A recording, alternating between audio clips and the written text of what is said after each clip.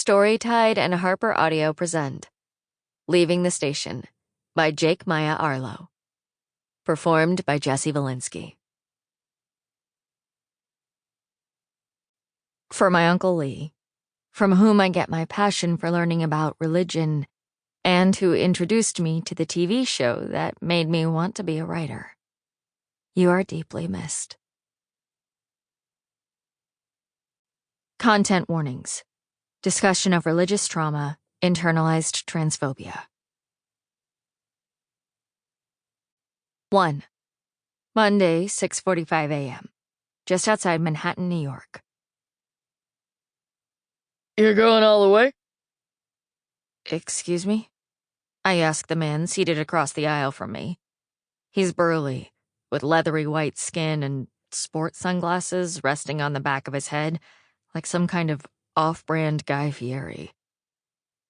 To Seattle? He leans over and points to the ticket on my phone. I pull it away. You're going all the way out there? Oh, yeah. Ah, a long hauler. He grins at this, and it's a grotesque thing that makes him look less like Guy and more like Pennywise. I'm getting off at Chicago. I laugh, but it comes out forced, the way it always does when an adult man is talking to me and I don't want him to be. I turn and heave my suitcase onto the rack above my seat, hoping this will put an end to the conversation. What do you have in there? Bricks? He asks, not getting the message. Textbooks, I mutter. Same difference. I rummage through my bag for the book I bought at the Hudson News in Penn Station.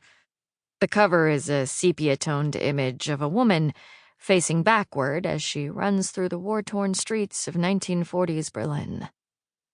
I don't plan on reading it, but having a book in hand on the train is mysterious movie extra behavior, and that's the energy I'm trying to bring to this cross-country journey.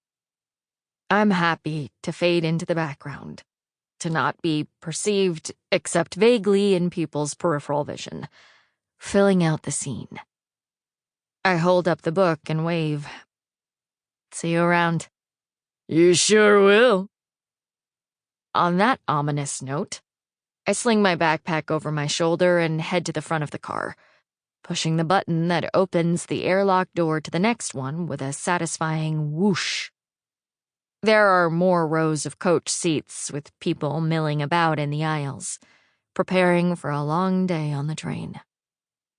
They whip out playing cards, chess sets, coloring books, crossword puzzles, idle things to occupy their hands. Some people are on their phones, but most aren't. Maybe it's because train travel feels so fancy, so Victorian. No one would bat an eye at a woman in a petticoat. It's the Monday before Thanksgiving, so the train's completely full, but there isn't the frantic atmosphere of an airport during the holidays. The people on the train aren't trying to get anywhere quickly. They're just trying to get there. Excuse me, I say brusquely to a woman who's blocking my path forward, only to see that she's carrying a baby so small that it must have been born on the train. She gives me a dirty look, but lets me pass, and I whisper, sorry, no less than 10 times. Good morning. This is your conductor speaking. A voice booms from the loudspeaker. We are at capacity. If there's no one sitting next to you now, there will be in a stop or two. Your backpack doesn't need its own seat. I repeat, your backpack doesn't need... The loudspeaker crackles, and there's a moment of dead air before a second voice comes on, cheerier than the last. Hello, folks! Snack Conductor Edward coming to you live from the cafe car. Come on down anytime, my lovely train people. We've got coffee, candy, wine, beer, and so much more. Next stop, snacks. The loudspeaker cuts out again, and the first voice comes back on. No, actually, the next stop is Croton Harmon. Sample complete. Ready to continue?